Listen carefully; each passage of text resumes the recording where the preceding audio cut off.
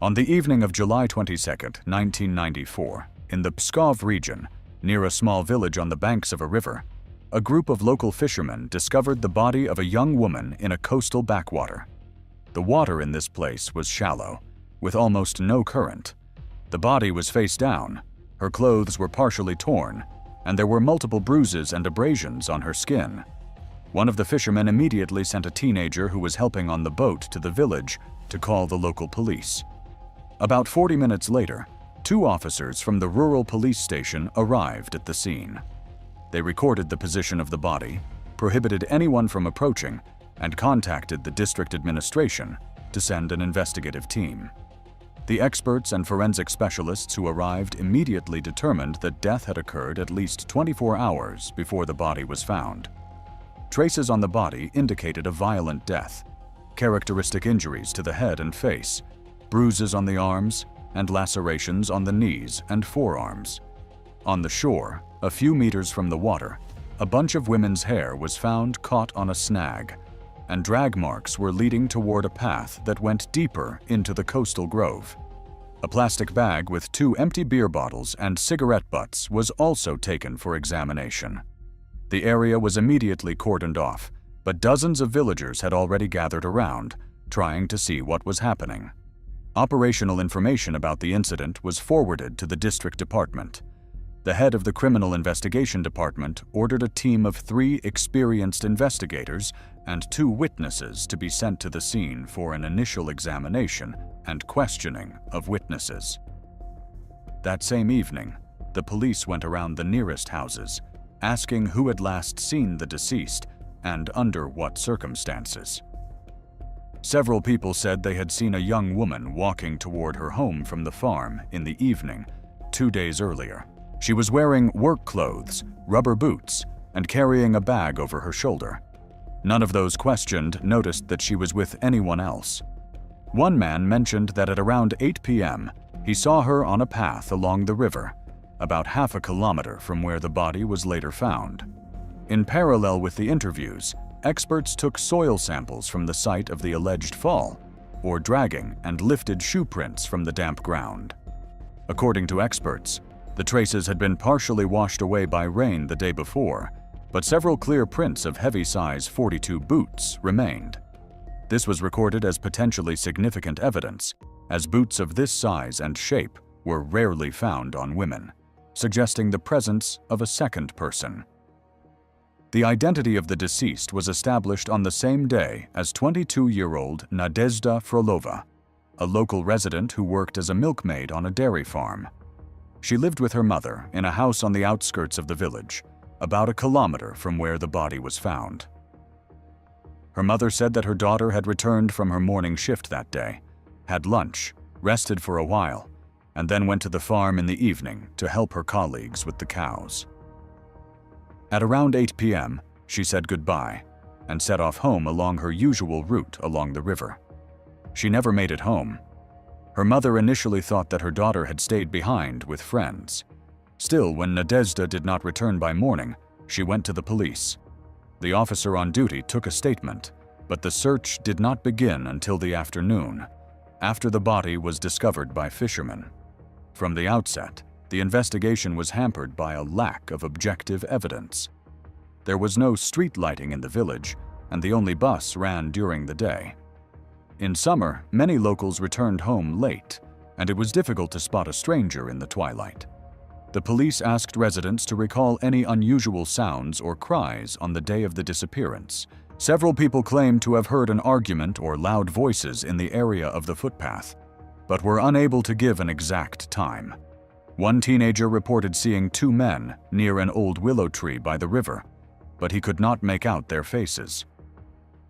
A forensic autopsy was performed at the district hospital. The expert noted a traumatic brain injury, multiple bruises, and signs of strangulation.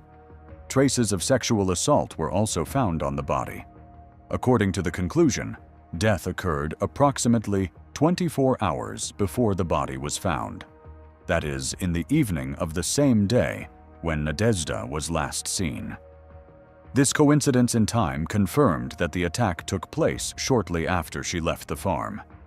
The local police were looking for any leads at the time. They questioned fishermen, hunters, and anyone who had been on the river in recent days. They focused their attention on a homeless man who had been seen several times at a railway station 10 kilometers from the village. He was detained for questioning, and samples of his clothing and shoes were taken. According to experts, the shoes did not match the footprints found at the crime scene. Still, the official investigation was not yet complete. Meanwhile, investigators continued to search the surrounding area, including old abandoned buildings near the river, where traces of the attacker's presence might have been found. The village, accustomed to a quiet life, quickly learned of what had happened. Conversations on benches outside the store gave way to anxious discussions. Nadezhda's relatives insisted that she could not have left voluntarily in the evening, especially with a stranger. Her colleagues at the farm described her as a quiet, hard-working, and reserved girl who rarely interacted with men. Her mother emphasized that her daughter had no conflicts with anyone in the village, and that she had not complained of threats or harassment in recent days. At this stage, the investigation was limited to gathering factual data, evidence at the scene, eyewitness accounts, and the results of forensic examinations. The identity of the attacker remained unknown, and there were several theories, ranging from a random stranger to someone local who was familiar with the area and the victim's habits. On the second day after the body was found, an investigative team from the regional department was brought in. It included 2 experienced investigators specializing in grave crimes, a forensic biologist, and criminal investigators. The first step was to re-examine the site where the body was found, using photographs with markings and taking additional samples of water, silt, and vegetation from the backwater.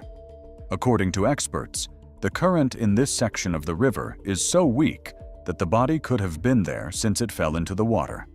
This increased the likelihood that the crime had been committed nearby. Next, they began checking the transport and pedestrian routes leading to the village. They interviewed truck and bus drivers who had stopped at bus stops on the day of Nadezhda Frolova's disappearance. One driver recalled seeing a young woman in boots and a man in a dark jacket walking toward the grove on a country road that evening. He noted that the man was holding the woman's hand, but could not say whether it looked like violence. Due to poor lighting and distance, the driver did not recognize their faces. Regional forensic experts examined a plastic bag containing empty bottles and cigarette butts. A fingerprint suitable for fingerprinting was found on one of the bottles. A check against regional and district databases yielded no results. The fingerprint did not belong to anyone with a criminal record. Traces of saliva were found on the cigarette butts and sent for comparative analysis. Still, in those years, DNA identification was used very rarely in Russia, and it was impossible to expect quick results. A selective search of houses in the village was conducted for shoes matching the footprints at the scene. Shoes of the right size and shape were found on several men, but visual matching was not proof. An examination of the wear on the soles was required. At the same time, the police continued to hold the homeless man detained at the station in custody. His clothes, shoes, and hair were sent for examination, but no matches were found with the evidence found at the scene. Despite this, he was still officially considered a suspect, which caused tension among residents who were convinced that someone local was involved in the murder. Nadezhda Frolova's mother and several of her colleagues from the farm were questioned again. The investigation sought to determine if the girl had any personal conflicts or suitors who could have led to a dangerous situation. The mother categorically denied that her daughter had any close relationships. Still, she admitted that a month before the tragedy, Nadezhda had complained about the intrusive conversations of one of the residents of a neighboring farm, who had waited for her several times by the path. This statement was recorded, but there was no direct evidence of the man's involvement. On the evening of the third day, criminal investigators searched all the buildings along the path to the farm, from old sheds to empty bathhouses. In one of the abandoned barns, they found fresh signs of someone having been there: crumpled cardboard, an empty tin can, and a piece of fabric. The fabric resembled the lining of a jacket. It was seized and sent to the laboratory to be tested for fibers similar to those found on the victim's body. The wait for the results dragged on for several weeks. Still, even then, investigators noted that the lining was expensive and imported, which was rare for a rural area in the mid-1990s. Meanwhile, rumors and fears were growing in the village. Women tried not to walk alone in the evening, and parents picked up their children from their evening games by the river. The local administration promised at a meeting to cooperate with the police. Still, conversations among residents increasingly turned to specific names that no one mentioned officially. This put additional pressure on the investigation. It was necessary to check everyone who could be a suspect, but at the same time, prevent information leaks that could jeopardize the collection of evidence. During the first week of the investigation, the regional team came up with several theories. These included a random stranger, a domestic dispute with someone the victim knew, and an attack by someone who had previously been seen acting aggressively. Priority was given to individuals who knew the area well and were familiar with the paths leading to the river, as the attack and disposal of the body in the water would have required a certain amount of time and confidence that there would be no witnesses. On the 8th day of the investigation, the first breakthrough occurred. In a forest 2 kilometers from the village, not far from a country road, a hunter accidentally stumbled upon a woman's body partially covered with leaves. The soil was loose, with a fresh layer of moss on top. The same investigative team that had been working on the Nadezhda Frolova case was dispatched to the scene. An examination revealed that the deceased was a woman in her 30s, wearing a white coat and a dark skirt. Her clothing indicated that she was a medical worker.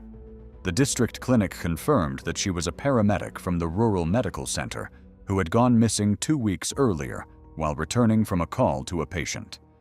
The body had multiple head injuries, signs of sexual assault, and traces of strangulation. The manner of the attack and the nature of the injuries matched the findings of the investigation into Nadezhda's case. 2 deaths with similar circumstances within a few kilometers allowed investigators to combine the cases into one investigation. The regional prosecutor's office authorized expanded investigative measures, including checking all individuals previously involved in violent crimes in the area. Archives from the past 10 years were reviewed, including unsolved cases of attacks on women. While studying the materials, investigators found a 5-year-old report from a local police officer about a complaint from a local woman about an attempted rape. The victim at the time refused to file a statement, citing pressure from the family of the alleged attacker. The name was recorded in the report, but no official investigation was conducted. Large-scale interviews began in the village and surrounding areas. Investigators worked directly with residents, without the involvement of local authorities, to prevent information leaks. Several people anonymously named the same man, a local resident known for his aggressive behavior. This information was recorded in official memos but not included in official reports, as objective evidence was required. Meanwhile, forensic experts received the results of an examination of a piece of lining found in an abandoned barn. The fibers matched those found on Nadezhda Frolova's clothing, and the rare imported hardware suggested that the jacket was unique to the area. A few weeks later, in early September, a 3rd disappearance occurred. A saleswoman from a rural store did not return home after closing.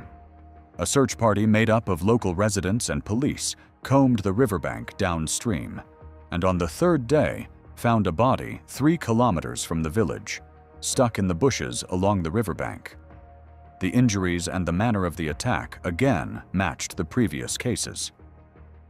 This finally confirmed to investigators that the same criminal, familiar with the area and the victims, was operating in the area. Further investigation was based on combining clues: the similarity of the methods of murder, geographical proximity, the time of the attacks, and rare items of clothing associated with the piece of fabric found. By this point, the area was already under constant surveillance by task forces, and the regional prosecutor's office was preparing grounds for procedural confirmation of information about the main suspect. In early October, the regional prosecutor's office convened a meeting with operatives, experts, and district police chiefs. At that point, investigators had 3 crimes with identical handwriting patterns and ordinary circumstances: evening attacks, rape, strangulation, and attempts to hide the bodies in water or the forest. The key piece of evidence was a piece of lining from a rare imported jacket that matched microparticles found on the first victim's clothing. The same fabric was found on the second and third bodies. The search for the owner of the item was narrowed down to a few people, as clothing of this type was extremely rare in the area. Investigators questioned market traders in the district center and owners of second-hand shops. One of the sellers recalled that last year, a tall, strong man in his 30s from the village where all 3 victims lived had bought such a jacket. He did not know his name, but described a distinctive feature. The jacket had a metal zipper with large teeth and a non-standard slider, which matched the fittings on the piece found. Based on the salesperson's description and informal information from the village, suspicion fell on the son of the village council chairman. Within the investigation team, his name began to appear in working documents, but it was not made public. A check revealed that this individual had repeatedly come to the attention of the police on complaints of violence and threats. Still, none of the cases had ever reached court. The reports of offenses were closed, witnesses withdrew their statements, and the victims refused to testify. Formally, he was only listed as a participant in domestic disputes. Witness testimony gathered during the current investigation indicated that on the days of the disappearances, he was in the village, moving near the victim's routes, and was seen on the paths leading to the river. The decisive factor was an attempted attack the following spring. A student from another city came to visit relatives in the village. In the evening, on her way back from a friend's house, she said that a man in a dark jacket had attacked her and tried to drag her into the woods. She managed to break free, scratching the attacker's face, and ran away. The next day, she found a torn piece of fabric with the same rare imported zipper pull in her hands. The girl clearly described the attacker's appearance and confidently identified him from photographs. After that, the regional prosecutor's office authorized his arrest. A jacket with a damaged lining was found in the suspect's home, on which forensic experts found traces of blood that matched the blood type and other characteristics of one of the murdered women. Boots were also seized, the treads of which matched the footprints found at the scene of Nadezhda Frolova's murder. The suspect denied involvement, but the accumulated body of direct and circumstantial evidence allowed him to be charged with 3 counts of murder, 2 counts of rape, and 1 count of attempted murder. Soon after, his dad, the head of the village council, was arrested for obstructing the investigation, pressuring witnesses, and hiding evidence. The trial took place in the regional center. Victor was found guilty and sentenced to life in prison, while his dad got 12 years in a strict regime colony. The trial took place in the regional center and lasted more than 3 months. The hearings were held under heavy security, as many witnesses and victims feared intimidation. In the first few days, evidence was heard separately for each episode. The results of forensic medical examinations, the conclusions of criminalists on the match between the fibers of the jacket lining and the blood, the reports of the inspections of the crime scenes, and the testimony of witnesses, including those who had previously refused to testify out of fear. Particular attention was paid to the episode involving the attempted attack on a female student. Her testimony was direct and consistent with the material evidence gathered. The defendant's defense was based on a denial of involvement and allegations of fabricated evidence. Still, during the trial, the court rejected these arguments, noting that the investigation had been conducted in accordance with procedural norms and with the participation of witnesses.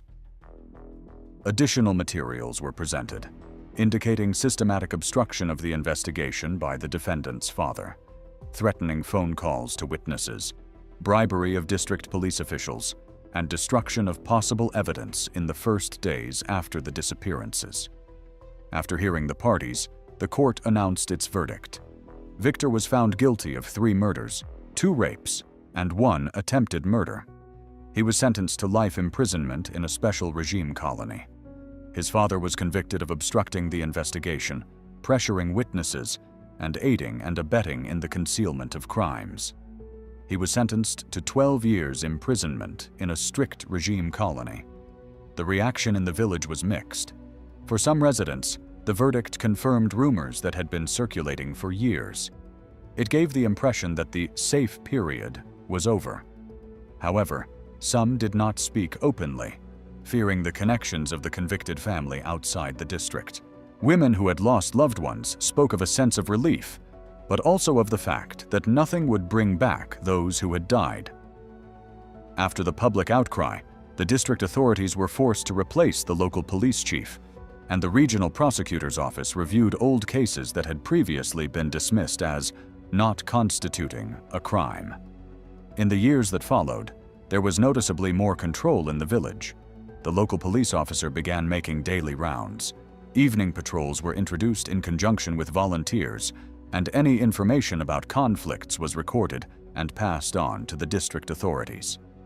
But the older residents still remember how long a man could act with impunity in a small village, protected by his relative's position.